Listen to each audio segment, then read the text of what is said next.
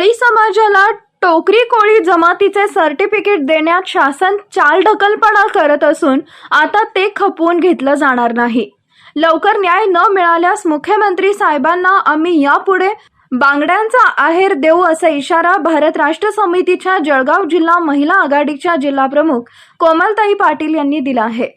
आदिवासी कोळी जमातीच्या व्यक्तींना टोकरे कोळी जमातीचे दाखले मिळावेत यासाठी 15 जुलै रोजी अमळनेर प्रांत कार्यालयावर भव्य बिराड मोर्चा व ठिय्या आंदोलन मोर्चा काढण्यात आला। त्याप्रसंगी कोळी समाज बांधवांशी चर्चा करताना त्या बोलत होत्या।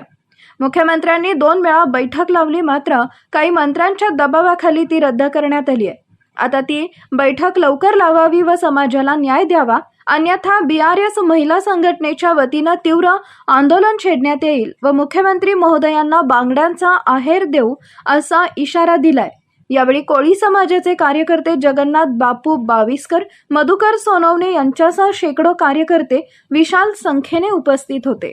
टोकरी कोळी करता आपण जो मोर्चा घेऊन आलेलो आहे, बापूंनी आज समाजाकरता जो लढा, हा 3रा वेळेस मोर्चा आहे। 3रा वेळेस मोर्चा संयुक्त झोपलेला आहे आणि बापूंनी सांगितलं की 25 मंत्र्यांचा हात आहे। 25 मंत्र्यांना मी म्हणते आमचेही आमदार आहेत, यांना जेंट्स लोकांची गरज नाही। आम्ही लेडीज त्यांना आता कोणता धडा शिकवू? जसं ताईंनी सांगितलं की बांगड्यांचा आणि साडीजोडीचा आहेर घेऊन आम्ही मुख्यमंत्र्यांना देऊ। मुख्यमंत्र्यांची ती सुद्धा लायकी उरलेली नाही आहे। जर उरलेली असती, मुख्यमंत्री शिंदेंनी जे म्हटलेलं आहे की 2 वेळेस मीटिंग लावूनही रद्द केलेली आहे, 3ऱ्या वेळेस जर मीटिंगचं आयोजन लवकरात लवकर केलं नाही तर ताईंसोबत मी BRS पक्ष पूर्ण धाडसीने महिला वर्ग त्यांच्यासोबत घेऊन जाईल आणि लवकरच मुख्यमंत्र्यांना आम्ही साडीचोडीचा आहेर आम्ही स्वतः दोघं बहिणी मिळून त्यांना चढवू।